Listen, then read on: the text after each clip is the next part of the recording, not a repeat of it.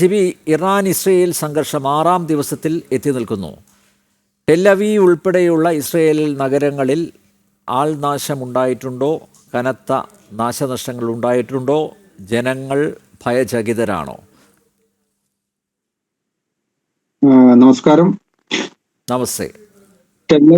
Tel Aviv പോലുള്ള പ്രധാന Israel area ഉൾപ്പെടെ ഇന്ന് ഇസ്രായേൽ ജനത മാത്രമല്ല, ഇസ്രായേൽ മലയാളികൾ ഉൾപ്പെടെയുള്ള ഇവിടെ ജോലി ചെയ്യുന്നവരാരും തന്നെ ഭയചകിതരല്ല.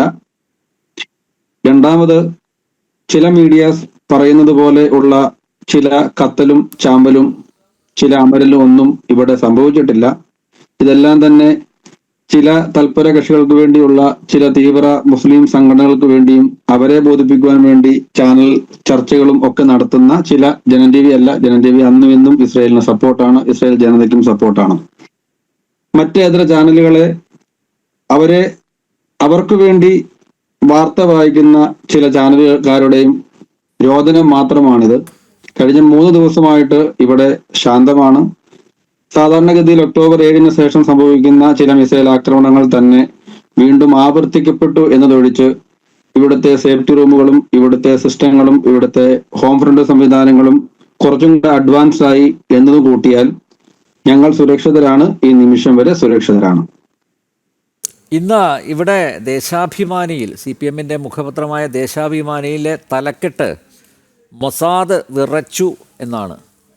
Mossad വിറച്ചോ GB? മൊസാദ് കാരണം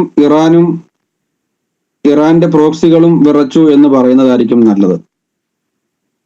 കാരണം മൊസാദ് ഓൾറെഡി ഇറാനിൽ അവിടെ സ്ഥാനം ഉറപ്പിച്ചു എന്നും ഇറാനിലെ മുഴുവൻ യുറേനിയം പ്രോഡക്റ്റുകൾ അല്ലെങ്കിൽ ആണവായുധങ്ങൾ ഉൾപ്പെടെയുള്ളവയുടെ ടാർഗറ്റ് എലിമിനേറ്റ് ചെയ്യപ്പെട്ടു എന്നും അവിടുത്തെ ഈ പറയുന്ന ഭീകരാക്രമണം പ്ലാൻ ചെയ്തിരുന്ന അല്ലെങ്കിൽ അവിടുത്തെ ശാസ്ത്രജ്ഞർ ഉൾപ്പെടെ അവിടെ ഈ യുറേനിയം പ്രോഡക്റ്റുകളെ ലോകത്തിന് മുന്നിലേക്ക് ഭീഷണിയാക്കി മാറ്റുവാൻ തരത്തിലേക്ക് രൂപകൽപ്പന ചെയ്യപ്പെട്ടിട്ടുള്ള അതിന്റെ ടെക്നിക്കൽ വശം കൈകാര്യം ചെയ്യുന്നവരെയെല്ലാം കൊന്നു കൊലവിളിച്ചപ്പോഴും എങ്ങനെയാണ് പറയാൻ സാധിക്കുക മൊസാദ് വിറച്ചു എന്ന്? എനിക്ക് തോന്നുന്നു മൊസാദ് വിറച്ചു എന്ന് പറയുന്നത് കേരളത്തിലെ ഭരണപക്ഷി മാത്രമായിരിക്കും എന്ന് എനിക്ക് തോന്നുന്നു. അതല്ലെങ്കിൽ കേരളത്തോട് അല്ലെങ്കിൽ ഇസ്രായേൽ ഇത്രയേറെ ക്രൂരത കേരളത്തിനോട് ചെയ്ത സ്ഥിതിക്ക്, അല്ലെങ്കിൽ ഇസ്രായേലിന്റെ ഇത്രയേറെ ടെക്നോളജികളും അതുൾപ്പെടെ വാഴകൃഷി ഉൾപ്പെടെ ഇസ്രായേലിന്റെ സാധ്യതകളെ പഠിക്കുവാൻ വേണ്ടി കഴിഞ്ഞ വർഷം ഭരണപക്ഷിയുടെ ഈ തലത്തിലുള്ള ആൾക്കാർ ഇവിടെ വന്നു പോയിട്ട് പോലും എനിക്കറിയില്ല ഞങ്ങളൊക്കെ ഈ മണ്ണിലുണ്ട്. ഇത്രയേറെ ക്രൂരതകൾ ഇസ്രായേൽ കേരളത്തോട് ചെയ്തോ എന്ന് എനിക്ക് അറിഞ്ഞുകൂടാ. അതുകൊണ്ട് ദേശാഭിമാനി ഉൾപ്പെടെ 24 ഉൾപ്പെടെ റിപ്പോർട്ടർ ഉൾപ്പെടെ മീഡിയ വൺ ഉൾപ്പെടെ, മീഡിയ വൺ ഒക്കെ പറയുന്ന സ്ഥിതിക്ക് എടുത്തു പറയേണ്ട ഒന്നാണ്. ഒരുപാട് നന്ദിയുണ്ട്. കാരണം ഞങ്ങളുടെ പ്രൈം മിനിസ്റ്ററിനെ, ഞങ്ങള് നരേന്ദ്രമോദിയോടൊപ്പം ചേർത്ത് തന്നെ ചിന്തിക്കുന്ന ഞങ്ങളുടെ പ്രൈം മിനിസ്റ്ററിനെ ഞങ്ങൾക്ക് 3 ദിവസത്തിന് ശേഷം വിട്ടു തന്നതിന്, അല്ലെങ്കിൽ ഞങ്ങളുടെയൊക്കെ പ്രാർത്ഥന മൂലമോ ഇസ്രായേൽ ജനതയുടെ അപേക്ഷ മൂലം മീഡിയ വൺ അത് എവിടെയോ ഒളിപ്പിച്ചു വെച്ചിരിക്കുകയായിരുന്നു. ഞങ്ങൾക്ക് വിട്ടു തന്നതിന് ഒരുപാട് നന്ദിയുണ്ട്.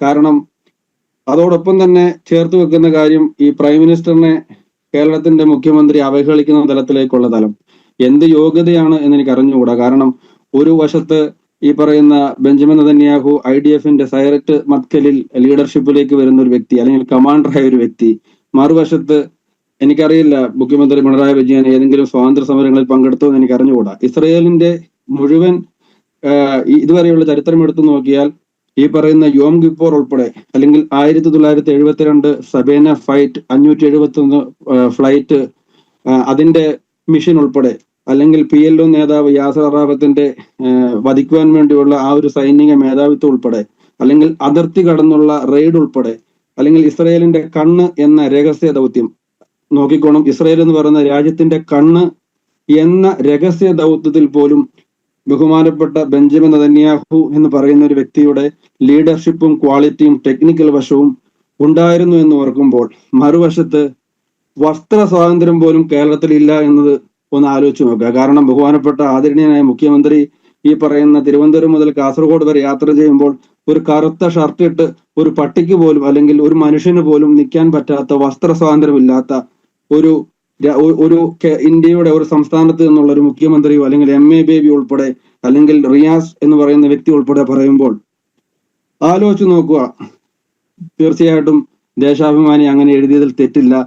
ലോകത്ത് ഇസ്രയേലും ലോകത്ത് ഇസ്രയേലിനെ ഭയക്കുന്ന അല്ലെങ്കിൽ ഇസ്രയേലും ഈ പറയുന്ന മൊസാദും ഭയക്കുന്ന ഒരേ ഒരു സംഭവം അത് കേരളത്തിലെ കമ്മ്യൂണിസ്റ്റ് പാർട്ടി മാത്രമാണ് എന്നുകൂടി പറയേണ്ടി വരും.